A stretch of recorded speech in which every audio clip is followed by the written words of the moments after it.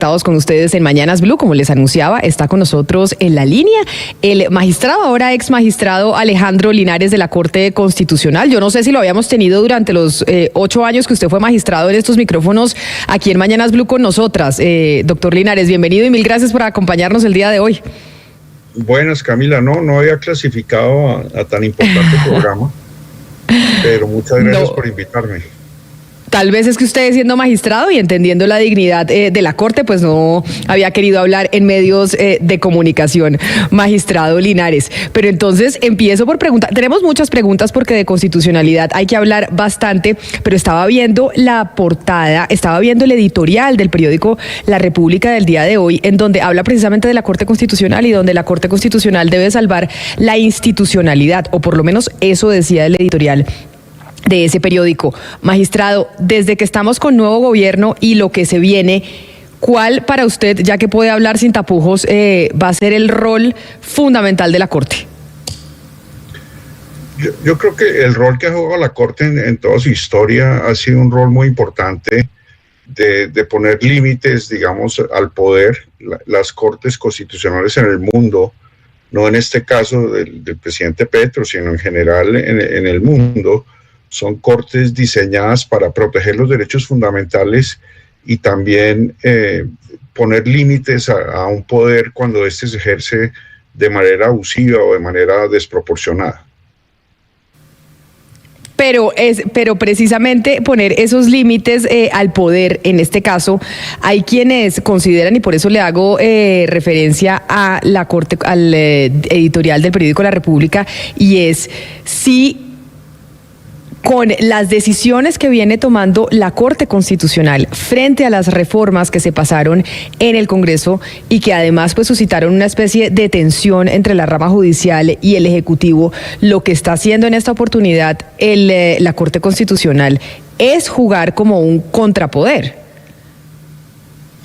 No, yo diría que la Corte, su función principal es defender el Estado de Derecho, defender el marco constitucional. Le pongo un ejemplo. En la reciente decisión, mi última decisión en la sala plena fue sobre la ley de paz total.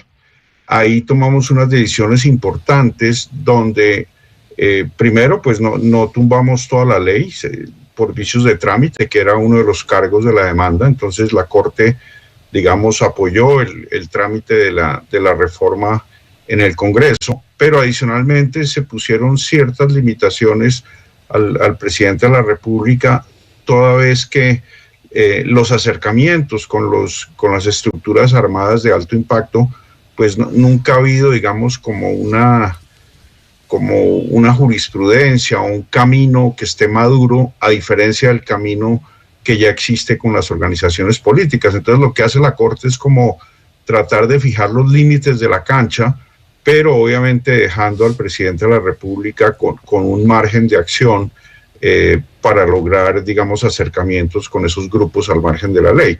Entonces, la Corte no es que frene el poder, sino que trata de poner unos límites. La Corte es una Corte, como lo dijo Tocqueville hace varios centenares de años, la Corte es moderada, es ponderada. No siempre se gustan las decisiones de la Corte, pero lo que busca la Corte como institución es, digamos, que se cumpla la Constitución.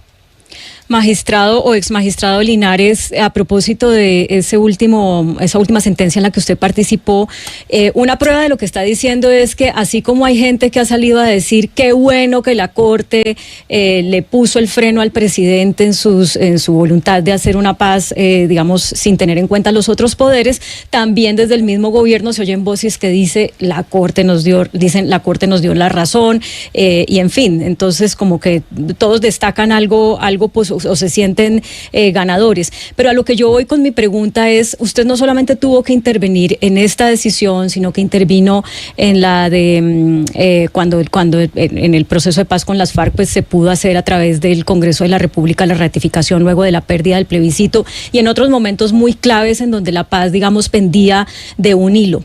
Con esa experiencia, Y con la reacción de los grupos al margen de la ley, como los vemos hoy en día, ¿usted cree que Colombia, o cuál sería el escenario para que Colombia realmente logre la paz? ¿O nos vamos a quedar en esto cuánto tiempo? Bueno, como le dije a la colega de ustedes, a Ana Cristina, a quien oigo permanentemente ahí en Blue, que me hizo un interrogatorio la semana pasada sobre este tema, yo creo en la paz grande. Yo creo que si algún día Colombia quiere pues salir adelante como país, tiene que resolver su problema de violencia, además de los problemas de pobreza y narcotráfico. Y en ese sentido, digamos, yo comparto una visión donde primero se lleguen a unos acuerdos con los grupos políticos, pero adicionalmente a los grupos políticos, el Estado tiene que ser capaz de someter a los criminales a través de leyes, una o varias leyes de sometimiento. En ese sentido, digamos, yo creo en que en la paz mirándola mucho más allá del gobierno de Petro, yo creo que este es un proceso secuencial que nosotros venimos viviendo desde los años 90 con las negociaciones con el M-19, después con el PRT, el Quintín Lame, la corriente de renovación socialista, después vino el gran acuerdo con las FARC. Yo creo que ahora le toca el turno al último reducto político, que es el ELN, y uno, si lograra la paz con el ELN, pues tendría que desactivar la criminalidad organizada, sometiéndola a la justicia. Magistrado Linares, ex magistrado Linares, le quisiera preguntar, usted nos está hablando mucho de grupos criminales de alto impacto y muchas veces esos grupos criminales no son guerrillas y a veces están vinculados con terceros civiles, con lo que se llama terceros civiles, y le quiero preguntar por la sentencia C-674 de 2017. Esa sentencia es la que exime de la comparecencia forzosa a los terceros civiles. Estos terceros civiles que ya pues que tendrían que ir a la JEP voluntariamente, pues ellos no fueron a Justicia y Paz. Hay más de 13.000 compulsas de copias a la justicia ordinaria. ¿No cree usted que tal vez la Corte Constitucional se equivocó con esa decisión y que eso pues es un poco desconocer los derechos humanos? Gracias, Ana Cristina, por esa pregunta tan difícil de responder.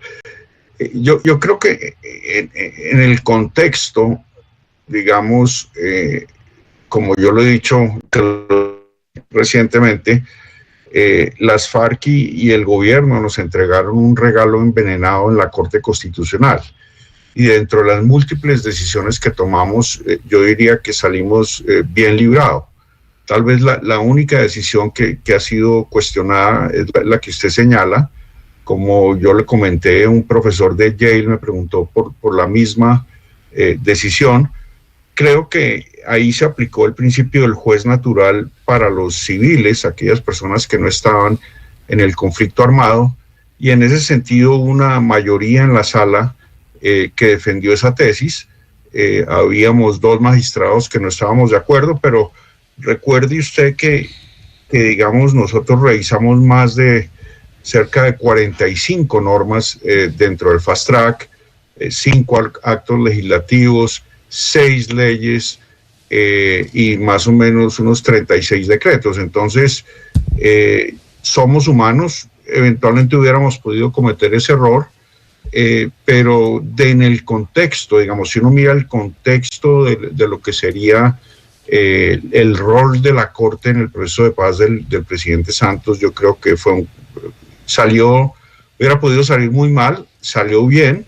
De pronto está ese lunar de los terceros, pero creo que digamos, como los jueces no somos infalibles, esos errores se pueden corregir. Ahora, debo decir que los terceros sometidos a la JEP podían tener mejor, digamos, sanciones más benignas que las que tienen en la justicia ordinaria. El problema es que la justicia ordinaria no funciona.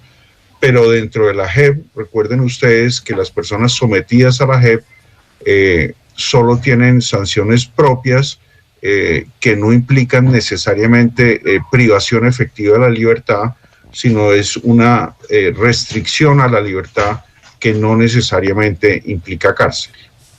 Magistrado Linares, bueno, ex magistrado, vamos a ver cuándo aprendemos a decirle ya ex magistrado. Una de esas personas que ha sido aceptado como tercero vinculado es el ex paramilitar Salvatore Mancuso. Y bueno, ha sido el primero ex paramilitar que entra con esa figura de ser tercero. Mi pensamiento es que seguramente por esa vía van a entrar muchos otros ex paramilitares, pero eso va a llevar a Colombia a una discusión pues tremenda, porque mucha gente dice pues es que los paramilitares ya tuvieron la ley de justicia y paz y no confesaron allá, entonces ¿qué quieren venir a confesar acá?, etcétera. ¿Cómo usted ve jurídicamente viable que se abra esa puerta pues como con el menor daño colateral posible? Bueno, no he leído, digamos, la decisión reciente de la JEP sobre Mancuso. Yo lo que pienso es que en su sabiduría la JEP pues tomará las mejores medidas al respecto. Entiendo que el señor Mancuso está sometido a la justicia ordinaria en este momento, a justicia y paz, y en un tercer lugar a la JEP. Ahora, como la jurisdicción de la JEP es prevalente, seguramente todos los casos contra Mancuso irán a la JEP, siempre y cuando cumpla con las condicionalidades que establece la Jurisdicción Especial para la Paz. O sea, el paso a la JEP no es un paso fácil, porque allí hay que cumplir, primero hay que decir la verdad, segundo hay que mantenerse permanentemente vinculado, y hay que someterse a todas las condicionalidades que se establecieron en esa sentencia, la C674 del año 2017. Usted ya nos ha comentado, doctor Linares, de los límites que le pusieron a la ley de paz total, pero también pues la Corte tumbó todos los decretos de emergencia que iban dirigidos al departamento de La Guajira. Tumbaron 3 artículos importantes de la reforma tributaria que suman más o menos 1/3 del recaudo esperado por esa reforma, y le quiero preguntar si eso le parece normal, si es decir, este ritmo de frenos que la Corte le impone a un gobierno en un año y piquito de mandato es normal, o cómo analiza esa situación desde el punto de vista jurídico. No, a mí me parece que es de cierta manera normal. Yo creo que a todos los presidentes se les han tumbado leyes importantes. Por ejemplo, al presidente Duque se le tumbó la primera reforma tributaria por vicios de forma. Yo creería que el hecho de que hayamos revisado la paz total y darle un espaldarazo a esa ley es importante, obviamente con ciertos límites. En la reforma tributaria no hemos declarado toda la ley inconstitucional por vicios de forma, sino demandas específicas respecto a ciertos impuestos. Obviamente eso afecta el recaudo. También el tema de La Guajira muestra, digamos, la historia de la Corte frente a los estados de excepción, en el sentido de que la Corte no quiere que los gobiernos, no solo el presidente Petro, sino en general, no gobiernen a través de decretos legislativos. Y yo le diría que es tan normal que de pronto algunas normas, si uno aplicare la jurisprudencia vigente sobre leyes del plan de desarrollo, es posible que algunas normas del plan de desarrollo del presidente Petro también se caigan. Yo no lo veo como, digamos, una actitud contra el presidente Petro. Yo creo que la Corte respeta mucho y admira mucho al presidente Petro, pero tiene que ver cómo se tramitan las leyes en el Congreso de la República, y cada 4 años ocurre generalmente lo mismo. Lo mismo le pasó a Uribe, a Santos, todos los presidentes, parte de sus reformas son pero magistrado Linares, por la Corte Constitucional. Discúlpeme que lo interrumpa, porque sí, usted dice esto ha pasado en todos los gobiernos, les ha pasado a todos los presidentes.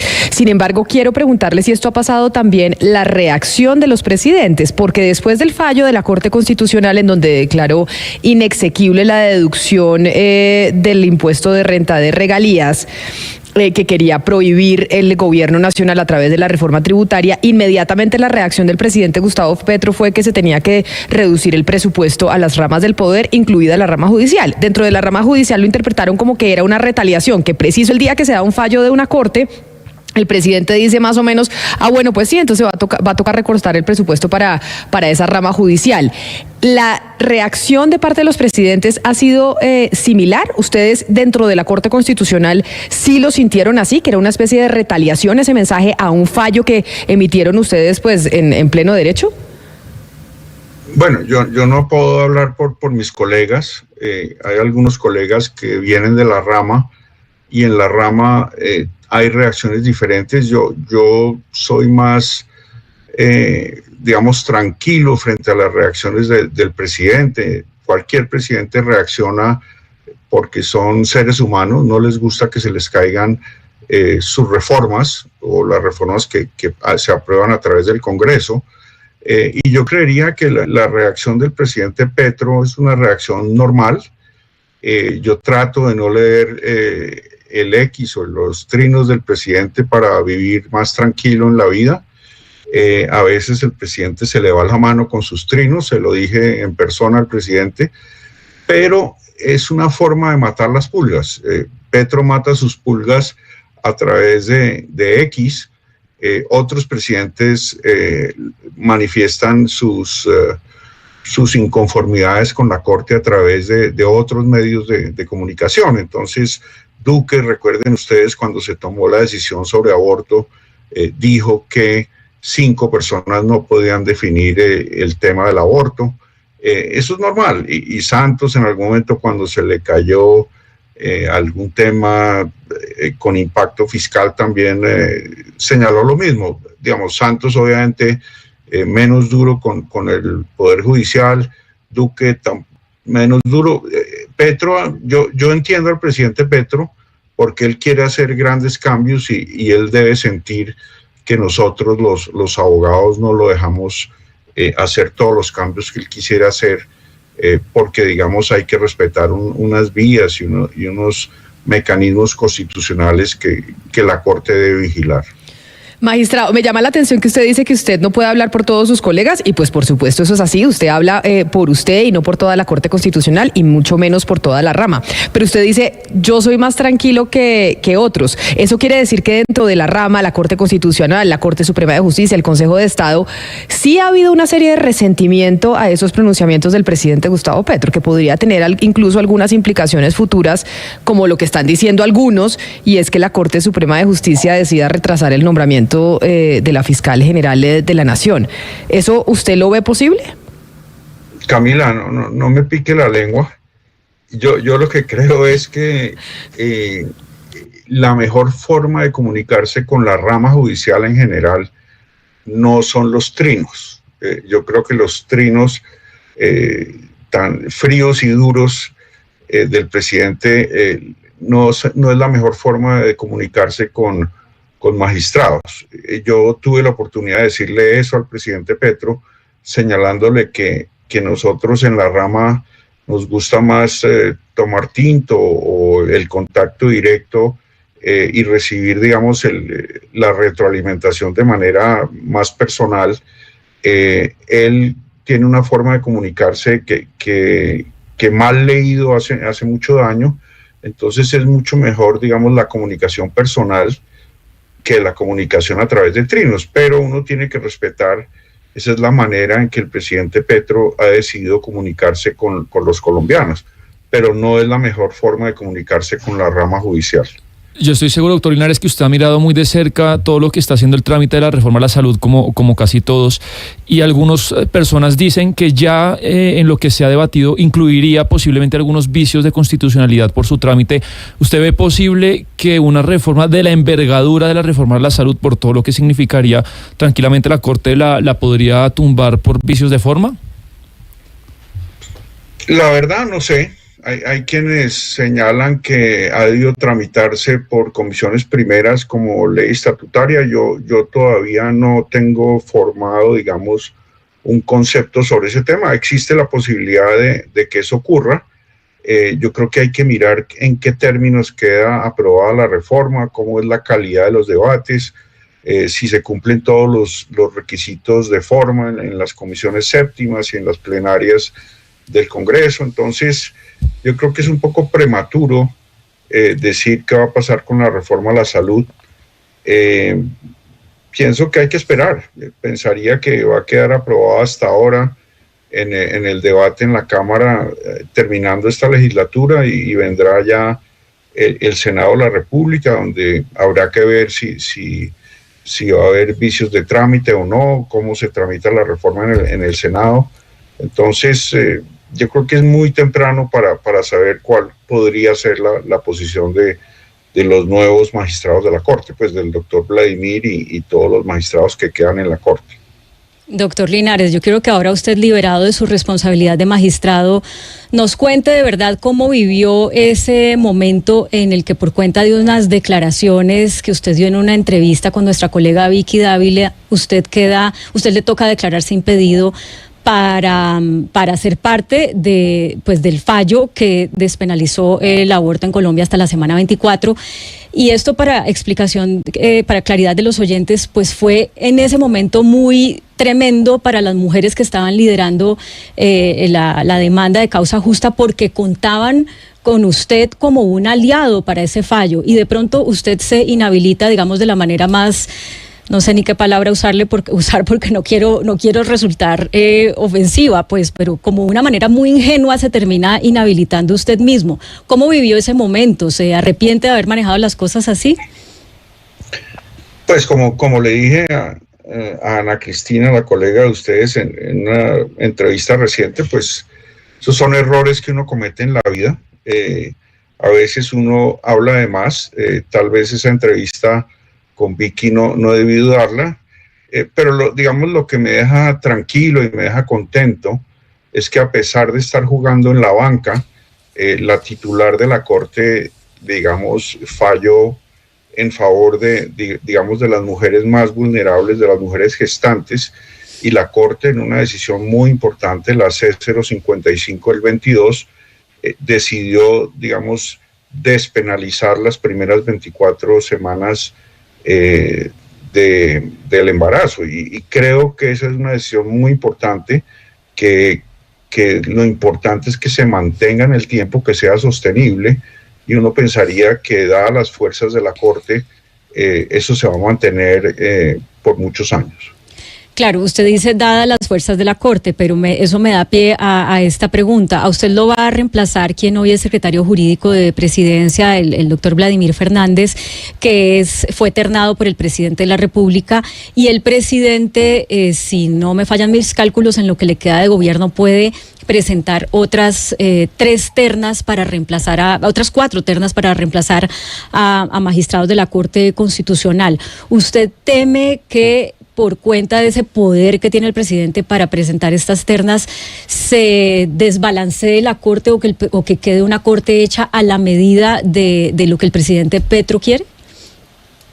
No creo. Yo creo que la arquitectura constitucional nuestra muestra que las ternas llegan, 3 magistrados llegan por ternas del presidente, 3 por ternas de la Corte Suprema de Justicia y 3 por ternas del Consejo de Estado. Entonces, la rama judicial tiene una mayoría, digamos, en la nominación de candidatos a la Corte, y al presidente solo le queda el reemplazo de Cristina Pardo, que sale en el año 2025.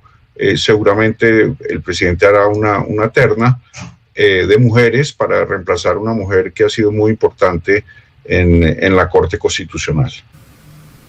O sea que usted cree que la Corte Constitucional seguirá con su independencia y tendrá, pues, un balance dentro de sus magistrados. Magistrado Linares, mil gracias por haber estado aquí con nosotros. ¿A qué se va a dedicar ahora? ¿Se va a poner a litigar nuevamente o qué va a hacer? No, me voy a ir a reflexionar sobre mí mismo.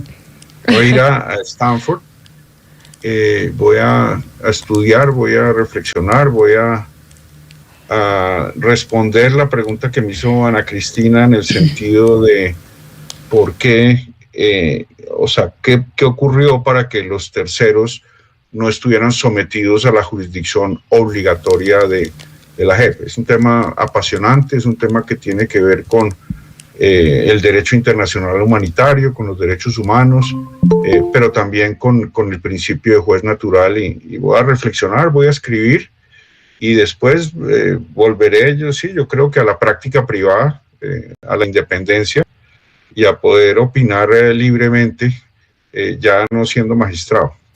Bueno, pues ya nos dejará saber en qué terminan esos estudios y toda esa disertación en Stanford sobre los terceros ante la Justicia Especial para la Paz. Magistrado Linares, mil gracias. Qué placer haberlo tenido hoy aquí con nosotros en los micrófonos de Blue Radio. Muchas gracias, Camila, por la invitación y muchos saludos a Claudia y a Ana Cristina y a ese grupo de periodistas tan profesionales que usted tiene en este programa.